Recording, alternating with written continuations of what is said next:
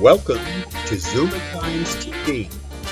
And here's your host, Anita Finley. Hello, everybody. This is Anita Finley with an extraordinary interview today. You have heard, we've had many conversations with Monk Rowe and his books. The one book I haven't yet interviewed him with is Monk Manifesto, a prescription for evolution, revolution, and global awakening. A lot of words, a lot of very big words, a lot of very big thoughts. It's a book that will take you a while. It doesn't mean that you can't just read through it, but you won't want to. It's really a combination of whether you are right thinking, left thinking. It's a combination of one's thoughts that you get to choose, but you get to see it in front of you. And we're so privileged to have Monk on our show today because Monk is going through a lot of internal discussions with himself and with what's going to happen to him. And he's been very kind to share them with us, with Dan, Verity, and myself. And it makes us, it's not that it makes us sad, it makes us more appreciative of whom he is. So Monk, let's just do something. If I were in your condition, what would you say to me? So I've got some serious medical things going on. I've been doing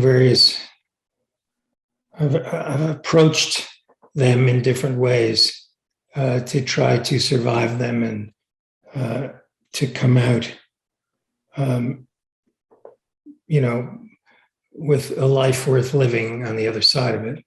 And the specifics of all this are really not particularly relevant. But what's relevant is that I've spent some length of time now in sort of the literal between. So by that word, I mean since you said there were big words in the manifesto, which I tried so hard to make simple and easy. So that by that word, I mean, the literal is the edge of the beach where the water and the land and the sand maybe come together. So I've spent quite some months now, I guess, on this very fine line between life and death. And there's a very super famous Taoist philosopher. Taoism, for those of you who don't remember from other conversations, is the philosophy / religion in which I am an ordained monk, but also priest, but also it's familiar to American people because of the little yin-yang symbol that you used to see years ago on the back of surfer pickup trucks in California, and now see even more widely. It's a trendy thing, a little black and white fish interlocking and so on. So one of the things that I've been working on in this dire time is to try to integrate my experience with the philosophy / religion that I've been involved in for, not half a century, but getting there. And I did have an interesting experience, although I'm reluctant to call it a near-death experience because I went and came back. So I had, I was gone and then I was brought back. And the experience that I had did not happen during that time, but rather I was unconscious following that for several days, 4 days. And I had an amazing cosmic journey during that time. And I'm not going to share the details of that here. It's not appropriate for this time and place. But I came out of it. I was not in a coma. I was moving but not responsive, and I had no idea where I was. So in this journey, I became aware. I woke up obsessed with the song Amazing Grace. I learned, although I did not know, I subsequently learned that this hymn or beautiful piece of music was written by a former slave owner who discovered the error of his ways and talked about, grace and being a wretch. And one thing that came from my journey, my experience, was that I was a wretch. Now, before we go too far into that territory, let me just say that in this context, I don't mean that I was a miserable person or that I was doing bad things or that I was, some kind of socioeconomic wretch living legless in an alley in Kolkata or something. I'm not saying any of that. But I realized something about myself and my shortcomings, which changed me profoundly and I would say even shifted, not just leaving me a different person, but a different entity altogether, whatever that means, just something different. So the realization was this. If I were, as I have often done, not as often as I would like in this world, probably never again, but if I were in China and climbing, temple steps on some kind of pilgrimage, which I have done and enjoyed so much in the past. If I got to like 1,000 steps and the top, the end, the temple, the destination was just ahead, in the last 8 steps, just to make it a Taoist story, let's say 108 instead of 1,008, because that's an important number in Tao. Some curator, let's say even my guide up the mountain, turned to me and said, look, these last 8 steps are going to be unimaginably painful. They are going to be suffering on an order that you cannot conceive, that you don't even know that your mind and body can create that kind of suffering or can endure that kind of suffering or experience that kind of suffering. But once you go through them, once you pass get to the top, those last 8 steps, you will be the person, you will achieve what you've been working on for such a long time in your career, in some kind of enlightenment or awakening, or, I don't love any of those words, but you will see the world the way you wanted to see it. So I realized that if I were offered a do-over, in other words, if my chief monk or deity helping me or whoever was there said, or we could just go back down, stop here. You've been doing a lot of work for 40 odd years and you've, achieved some understanding of some things. But if you could just if I could wave my magic wand and erase what has happened to you during the past year, and most particularly during the past several months, so that you would not get to where you are right now, that is the person that is speaking to you, Anita, right now. But you would also have none of that suffering, none of that exquisite suffering. I would like to tell you that I am the strong seeker, robust enough of mind and body to say, bring it on, baby, let's do those last 8.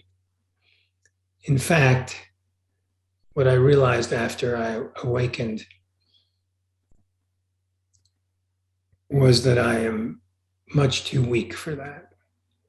And that I would, in a moment, in a heartbeat, go, yeah, okay, rewind the tape, take that last, year or several months at least away. I'll do anything to avoid that. And I don't care about what insights I get on the other. Just let's do it over so I don't have to go through that. Knowing this about myself is what evoked for me the Amazing Grace connection and made me think a lot about the word wretch. In this connection, what I mean by a wretch is just I'm too weak to have said, yeah, let's go. I'll do it anyway. But I would absolutely 1,000% avoid it if I could.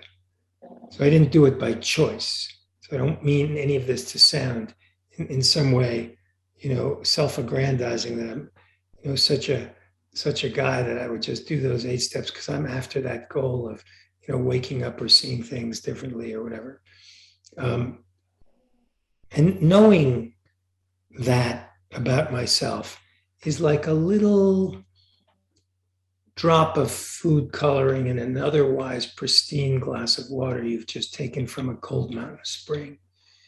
It taints everything. It gives everything a little bit of flavor. So that now when I am able to see the world pretty much constantly in all of its interconnectedness and ramifications, having removed the mental filters, which I believe we once talked about before, so that things are very clear to me. Compassion, but not just frugality and humility. These are, Taoist precepts, but they're not exclusively Taoist precepts.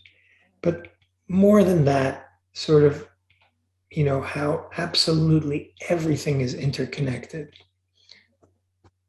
I used to get flashes of that after standing in a tree-hugging position for 2 or 3 hours every day in meditation.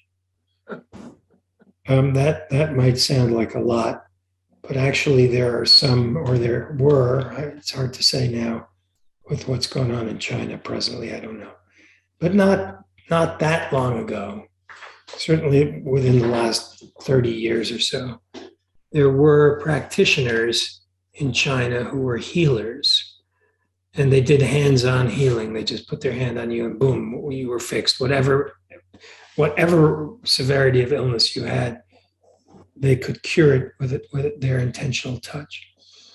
But the way that they got that power was to do some version of climbing the last 8 steps. And that is that they stood every day in that tree-hugging position from 4 to 10 a.m. So for 6 hours a day, every day, for years, they stood in that meditation, disciplining their mind, strengthening their body, clarifying their energy to the point where they could do this kind of thing. I've never lived a life which would allow me to do that for 6 hours a day. And even if my circumstances had allowed it, as I've already clearly identified, I'm not strong enough to do that.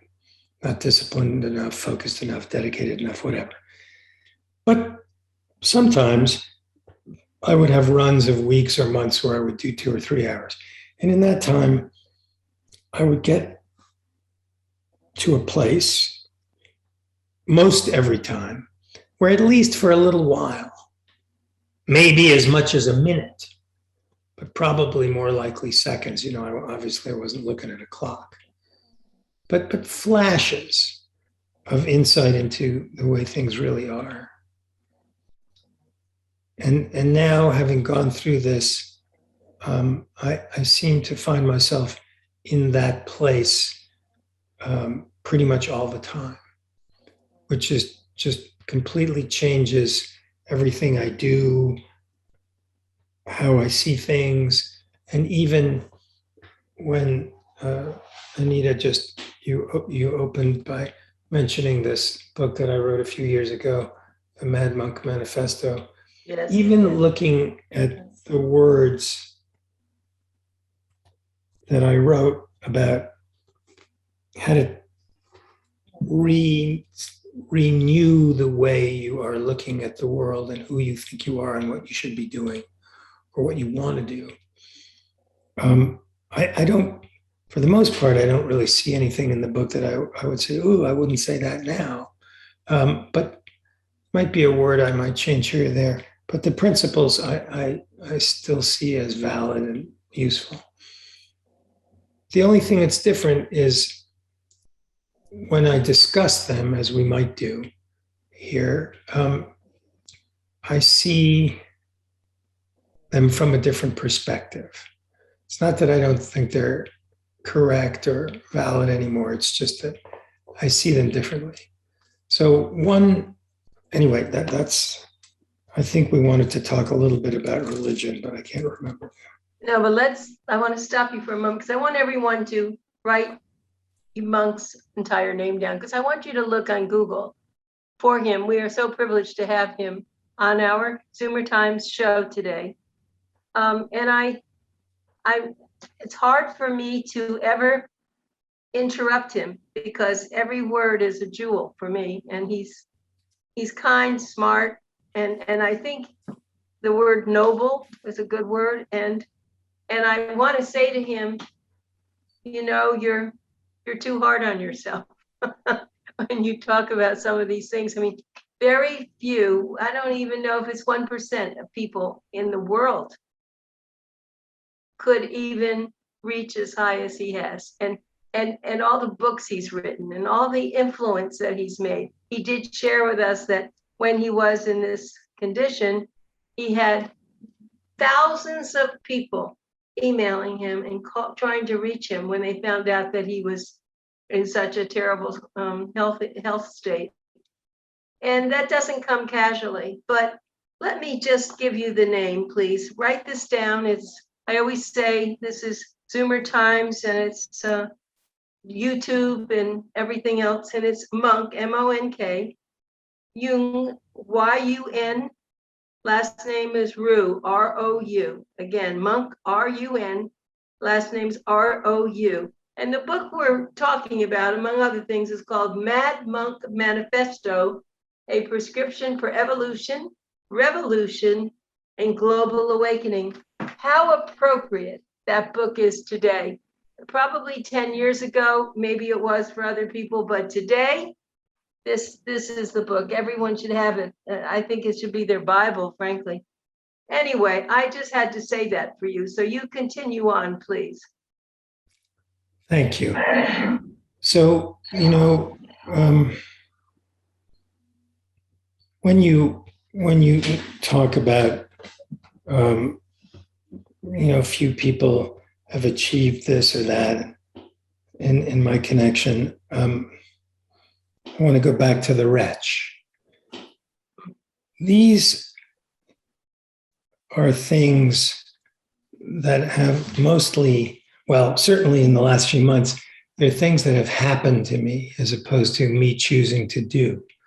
So, a guy that swims the English Channel or an Olympic athlete or someone who achieves by pushing themselves.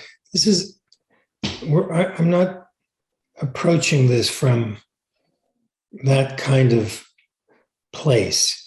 And there is always a war. Well, a war isn't the right word either, but there's always some tension between waking up and having an ego. And I don't want to represent that I don't have an ego, because if I didn't have an ego, I would really just prefer to stand in meditation like those aforementioned masters and not do too much else really, and try to go deeper and deeper, because I wanted that for my own growth or gratification or understanding or whatever. The word that comes to mind here, well, I think of the Gordian knot, right? So for the mythical Gordian knot, it was an unravelable knot in a rope, and it was Alexander the Great or someone like that, who just came to this town, and I don't remember the full story because Western mythology is not my thing, but basically, he just looked at the knot and everybody's there trying to figure out how to get it undone. He just takes his sword and cuts it in half, and he says, let's keep going. So where I'm going with this is simply that ego becomes an irrelevance. It's just not interesting. So when people give me kind compliments like you just did, I in the past, I would protest them, feeling like I don't deserve that adulation or compliment or whatever. Now, it isn't that I suddenly think I'm so great. It's that I understand that for another person to connect with our own personal experiences, we have to be able to talk about them. There's the central canon, the central scroll script book of the Taoist canon is called the Laozi, Laozi. Some people call it the Tao Te Ching, which means the way and its virtues. Virtues in this context means its characteristics. It's a very, very old book. It's very popular. It's been translated. Some people claim that it's the second or third most widely translated book in the world after the Judeo-Christian Bible. The very, very first, it has only 80 little stanzas, and the whole thing is only 5,000 words. So unlike the Bible, it's a little tiny thing. But the very, very first thing that the author, the putative author, says is that, and I'm going to read from this particular translation that I have here, but any translation of the Tao Te Ching will serve. The first line is, we can speak about the Tao, but the eternal Tao is beyond words. That's the way the book begins. And what the author is saying is that we've got language. It's one of the defining things that characterizes our species. We're not the only species on Earth that have language. Turns out that there are quite a few. But it is a defining characteristic of people that we have such a nuanced, maybe whales are our only competition that I know of, but we have such, they tell stories over generations like we do. They have, myths and legends like the Bible and like the Tao Te Ching. But we only have language, so we have to use it not because it accurately represents who we are and what we think and how we feel and what we see, but because it's all we've got. If we can't talk, we can't share ideas like this, then we're stuck. And then we can all be happily in the room meditating together, that's a great thing to do, but we don't get to what we're doing here. So without language and without conversation, you can't be absent in ego, because if you're absent in ego, you're absent in identity. Then who's talking? Who are you listening to? Who on the Zoom call is listening? Like, we don't know whose voice is who. If there's no ego, no person, no. So this is a little bit complicated, but we have to just sort of accept that, we all have our own journeys, and some lead. You made reference earlier to some choices that I had made in my life that were different from other people's.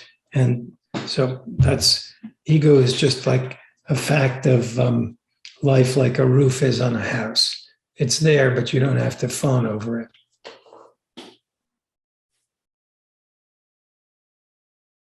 You know, listening to you, thinking about what you've done and what you've created, I know that, of course, you've written a lot of books. Some are novels in a sense, but so many are, there's so much to them. And even if you don't know Taoism, as I really haven't known it until I met you, I really didn't know very much. And even now, know very little, but I know that it's something I want to study. I'm sure in your speeches and all the things you've done in your life, there are many people who are walking the path because of you. I think that's an important thing to know. Oh, I mean, I have no idea if it's true.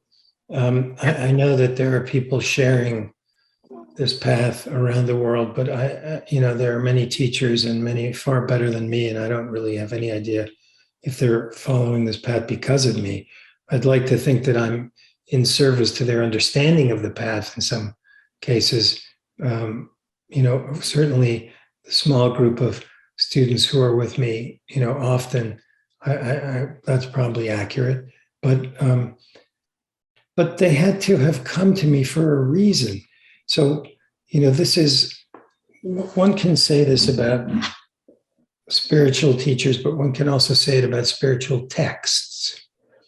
And the most common mistake, and this, what I'm about to say is one of those things that gets me into most hot water on YouTube and in talks and so on, is, focusing on the legend, or more specifically, focusing on the historicity. That is, did something actually happen, or did someone actually exist, as a sort of fundamentalist fixation. And this is not only Christian or Jewish fundamentalists, but Muslims too, and others. Focusing on that, we can have Buddhist fundamentalists, you can have Taoist fundamentalists. People who focus more on whether a text was actually is an accurate historical recounting of people and things that really lived and really existed, is to entirely miss the point of the scripture. And so this first line that I wrote about language, that Lao Tzu says, the very first thing he says before he writes his 5,000 little precious words is that don't mistake the words for the thing itself. The word moon, M-O-O-N, is not the moon. But this is the best we can do, is to talk about it this way. So I have my doubts about whether there really was, and this, is as a fairly extensive student of Chinese history, ancient Chinese history in particular. I have my doubts as to whether there was such a person as this Lao Tzu. Lao Tzu means old master, or the old boy. I have my doubts as to whether there was an actual Jesus or an actual Moses. And I don't find myself troubled by these doubts. In the Taoist case, I think, okay, so, some 2,500 years ago, there were a bunch of guys reacting to the rules of society called Confucianism. And they said, no, let's be free, and let's write our ideas down, and let's attribute them, because Chinese is China used to be at least an ancestor worshiping culture. Let's attribute these, what we hope are wise words, to, our old master, whether or not he existed. In the case of the Bible, we can say that maybe it was onerous to be an Orthodox Jew at a certain time, and that, to have so many strict rules about how to live became tiresome to people. So there were, a group of rabbis living at a certain time who proposed a different way of doing things, and maybe those were embodied in the, in the fictional character, Jesus Christ. And I say fictional character because he's a character in a book. The same thing for Moses and for many other religious characters, including in Hinduism and Buddhism. It's a little bit more historical support for the life of the Buddha. But again, how much of that is accurate? And once you go down this rabbit hole, you are wasting your time, your precious time. Your precious time should be spent on the lessons. Do you understand them? Are you living them? Do you agree with them? How can you share them? How can you embody them? Absolutely true. That's it. You know, I keep saying that. It is such a dichotomy of ideas. I mean, it's amazing. You're right. People do get upset though, because people have killed people because of you don't believe what they do. It's very sad. In the history of Taoism, some couple thousand years ago, there was a pantheon of gods. And they lived in an amazing garden. So let's say it's analogous to the Garden of Eden, but it's the Chinese construct. So forget about the snake and Adam and Eve and all that, and forget about God. Just there was this beautiful place, heaven, Tian.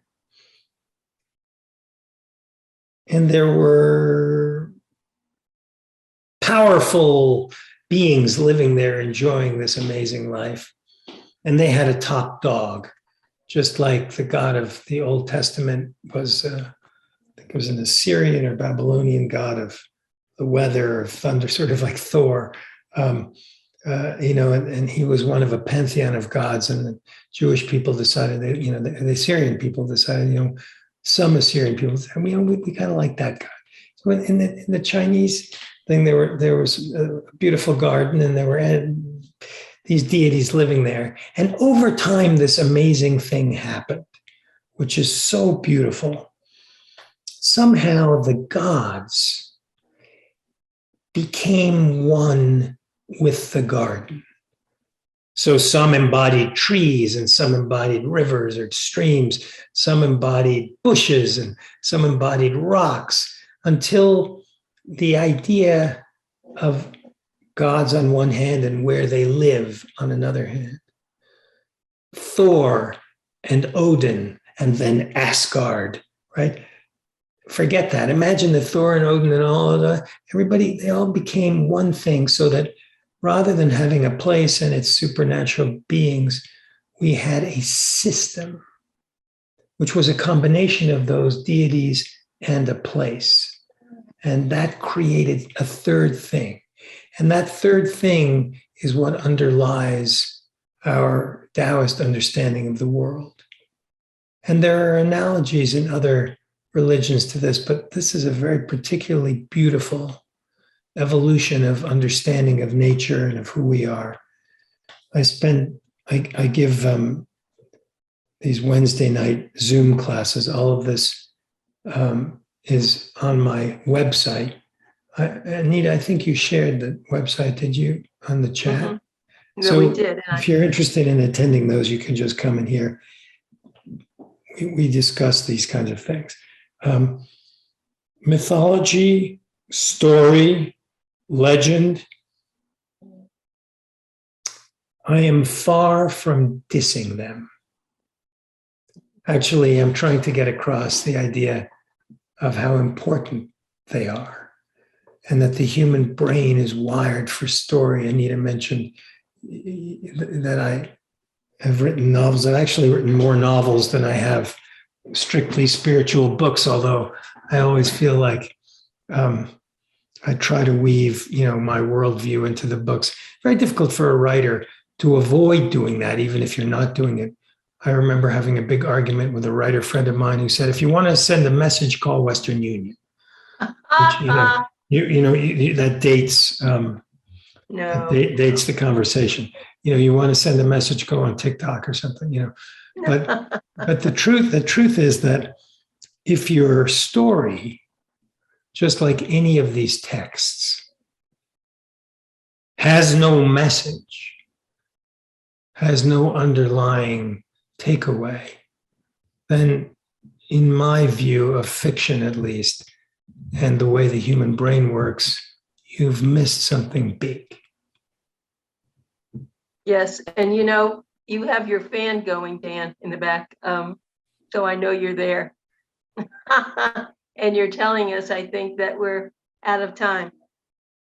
I'm not visible right now, but Oh, you're not? We see you. no, you see me, but not everybody else does. Oh, Not yet. okay, sorry. But I know that you're telling us we're out of time, and Yeah. the only thing that I can hope is that Monk will give us an opportunity to hear more. We can't hear any more today, Oh my but goodness. depending if you, Monk, depending how you're feeling this week, and if this is, I would just be so thrilled to continue this, because I don't want you to leave. I want you to be No. with us as long as you can, and so you have to let Dan know what you can do. Thank you very much. I'll do so. And And thank you for the invitation and the opportunity. We adore you. so it's always our great pleasure, and I see you as you are, and you are, that you said something about the Amazing Grace, and I didn't know that either. And there was nothing more beautiful when Obama started singing that. Oh gosh. That was extraordinary, really. It was. But thank you very much for doing this, and you and Dan can communicate if you have more time and you think you can keep doing this. We'd be very privileged to have you on, Monk. Thank you very much for the compliment, and I always enjoy our conversation, so I'll do my best. Oh, Okay, thank you. You're there with us. You're there with me in everything I think and do. You just don't know that. And when indeed. other people have these certain things they talk about, I kind of just glaze over and think about Monk. Okay, so you've got this thing, but I know Monk, and this is before you were sick. It's just the way you are. You're very inspirational. Thank you very much for the compliment, and I'm glad to be of service. I look forward to chatting again. Thank you very much, Monk. Goodbye. Bye-bye. Bye, everybody.